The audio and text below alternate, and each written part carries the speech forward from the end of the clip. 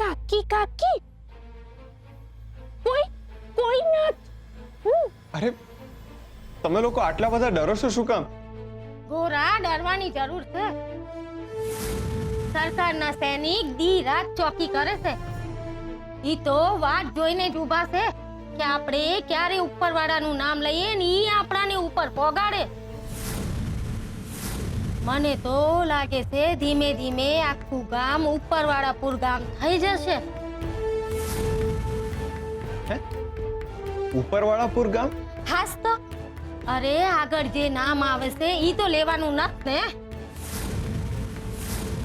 વિચારો ઈ નામ લીધા વગર કેટલી તકલીફ પડવાની છે. ઓલી કાશીના વરનું નામ, ઓલી શાંતાના દીકરાનું નામ, કેટલાકને બોલાવા કેમ ના ઈ જ હૂજ નથી પડતી. ને આપણે આમ માર્ગમાંથી જાતા હોય ને આપણાને કોક મળી જાય તો એને બોલાવા કેમ ના. અને આપણા આખા ગામને તો ઉપરવાળાનું નામ લઈને નમસ્કાર કરવાની ટેવ છે. એ તો ઠીક, મારી તો નરક કરતાંય ખરાબ હાલત છે. પહેલા મારી ઘરવાળી ઝઘડતી હતી તો એને ઉપરવાળાને સમ આપીને ચૂપ કરાતો હતો, પણ અટાને તો એને છૂટો દોર જ મળી ગયો છે. ચૂપ જ નથી રહેતી, ઝઘડે જ રાખે છે. આખો દી એનો કકરાટ સાંભળવો પડે છે મારે. ગોરા કંઈક કર, નહીં તો મારે તો ગળે ટૂંપો દેવાનો વારો આવશે. હવે તો ગોરા તારે જ કંઈ કરવું પડશે. મને તો રોજ 2 વાર હરિના નામની માળા કરવાની ટેવ હતી, હવે એ બંધ થઈ ગઈ છે એટલે મગજ પર અસર થઈ રહી છે. ગોરા આમ ગુસ્સો આવી જાય છે અને એ ગુસ્સો તો એમના નામથી જ સમયમ છે. ટેવ પડી ગઈ છે એ નામની. જો નામ નહીં લેવામાં આવે ને તો ગુસ્સો આકાશે પોકશે. મને તો એમ થાય છે કે આ ગુસ્સામાં ને ગુસ્સામાં હું કંઈકનું ખૂન ના કરી દઉં. અરે નાના ભા, આવું ન બોલશો. તો બીજું હું બોલું? હવે ખરેખર સહન નથી થતું. પેલા તો તારા ભજન સાંભળીને મારા મનને નિરાંત થતી હતી, હવે તો આ મન ટૂંકા રણ જેવું લાગે છે. કઈ મજા જ નથી આવતી. ગોરા ગોરા, મને સૌથી વધારે ચિંતા શકરી બેનની થાય છે. બિચારા છેલ્લે છેલ્લે એમને એમ ભયા જશે. કંઈક મારક કાળ ગોરા, હું તો રોજ રોજના કકરાટથી કંટાળી ગયો છું, અને જો આવું ને આવું હાલશે ને તો હું તો ગાંડો થઈ જઈશ. કોઈક ને કોઈક રીતે મનને હળવું કર ગોરા. હવે તો મારા હાથ પગ પણ ધ્રુજે છે. મારા મનની ગભરામણને શાંત કર ભાઈ. હવે અંધું તારા હાથમાં જ છે. અરે તમે લોકો શાંત પડો, શાંત પડો. હું તમારા હંધાઈની તકલીફ સમજુ છું. તમારા હંધાઈના વિચલિત થયેલા મનનું કારણ છે હરિના નામનું વર્જિત થવું. આ હું કરે છે ગોરા? નામ નહીં લે નહીતર. નહીતર હું કાકી, જે જીવન છે એને જીવનમાંથી કઈ રીતના દૂર કરી શકાય? ને હરિનું નામ એ તો મારો હક છે, ને એ હક મારાથી કોઈ ન છીનવી શકે. ને કોઈ પણ શક્તિ આપણને હરિના નામથી દૂર નથી કરી શકતી. તમે હંધાઈ ચિંતા ન કરો. તમારા હંધાઈ સવાલોનું નિવારણ હું આજે જ લાવી દઉં છું. લાખ્યા કાકા ને શુરા, તમે 2 જણા શકરી કાકીને ખાટલા સહિત અહીંયા લેતા આવજો, ને તમે હંધાઈ અહીંયા આવી જજો. તમારા હંધાઈની તકલીફ દૂર કરવા હાટુ હું હરિનું ભજન ગાઈશ.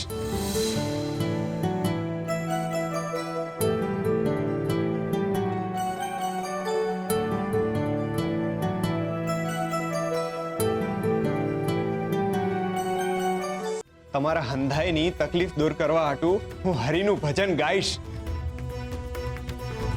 અને એ પણ એકદમ નવું ભજન.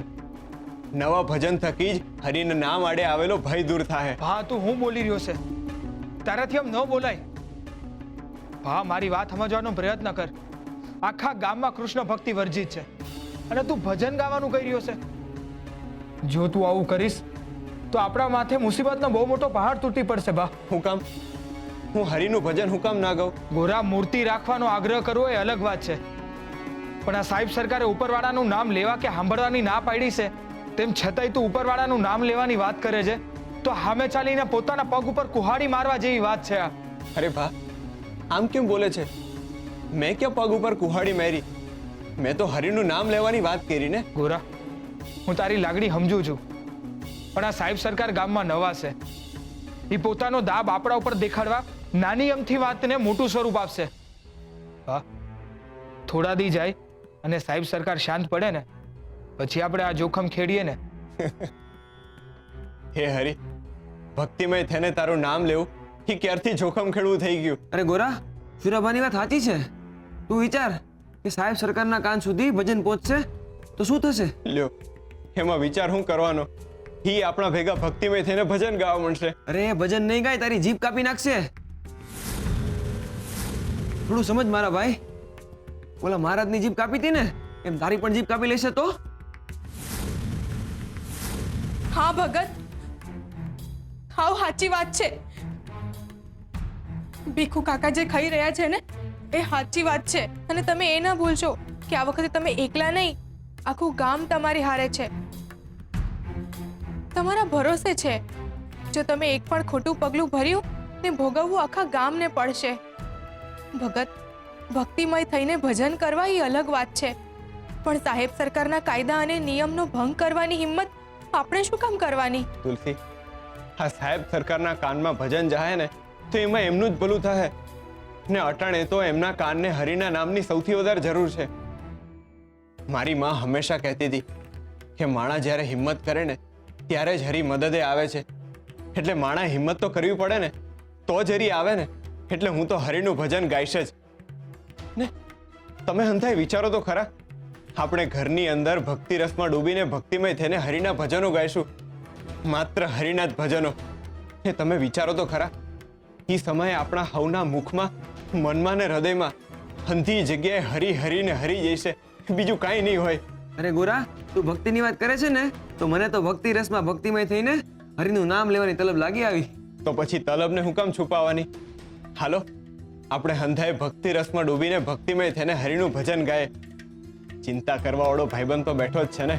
ભાઈ શુરા, હું તારી વાત સમજુ છું, પણ આપણે શકરી કાકીનું તો વિચારવું પડે ને. તને યાદ છે આપણી જ્યારે માં મરી ગઈ હતી ને ત્યારે શકરી કાકી આપણને કેટલા હેચવાતા? અરે મને તો રોટલા ઘડતે શીખવાતા. તને યાદ છે? આવા સમયે આપણે એને હરિનું નામ સંભળાવીએ, એ જ આપણો સાચો ધર્મ છે. ને મને તો વિશ્વાસ છે કે હરિનું નામ સાંભળશે ને એટલે શકરી કાકી હાજા થઈ જાય. તારી વાત સાચી છે બા, પણ આપણે લોકોએ ઘરમાં જ ભજન કરવું પડશે. હા પણ શુરાભા, હું થયું તુલસી? ભગત, આપણે ભજન એવી રીતે ગાવા પડશે કે ભજનનો અવાજ બહાર ન જાય. તુલસી બહુની વાત સાચી છે. ભજન સાંભળતા સાંભળતા સાહેબ સરકારના સૈનિકો આપણને પકડી ના લે ને એની ચિંતા રહ્યા કરશે. વાત સાચી હો. શુરાભા, આપણે એક કામ કરીશું, ઘરના બધા બારી બારણા પર ચાદર અને ધાબળા નાખી દઈશું, એટલે છે ને ભજનનો અવાજ બહાર સુધી ન જાય. હા, તુલસી બાબુની વાત સાચી છે. બારણું બંધ થાય ને એટલે આપણે એની નીચે ધાબળું રાખી દેશું, એટલે અવાજ બહાર જ ન જાય. હું કંઈ કહી શકું? મને લાગે છે કે આપણે ભંડાકીયામાં ભજન કરવા જોઈએ. શું છે કે ભંડાકીયું ખૂબ જ અંદર છે અને ત્યાં બારી પણ નથી, અને મને લાગે છે કે આપણે બધા ત્યાં સમાઈ જશું અને બારી બારણા બંધ કરીને આપણે ત્યાં ભજન કરી શકીએ. હા, સાચી વાત છે ગંગાની. હા, ગંગાની વાત સાચી છે.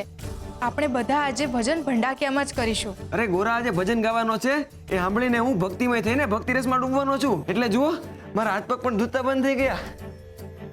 હરે કૃષ્ણ, હરે કૃષ્ણ. એ ઉત્સાહી હમણાં ને હમણાં નામ ન લે, નહીં તો બધી યોજના પર પાણી ફરી જશે ને સાહેબ સરકાર સૌથી પહેલા તારી જીભ કાપશે. પણ ધ્યાન રાખજો, આ વાત બારે ન જાય. હા, હવે ધ્યાન રાખીશું. હાલો હાલો અમે જઈએ. હાલો.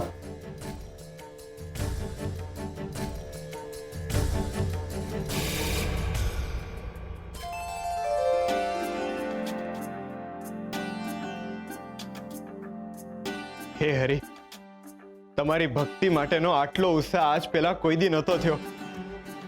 હરે કૃષ્ણ, હરે કૃષ્ણ.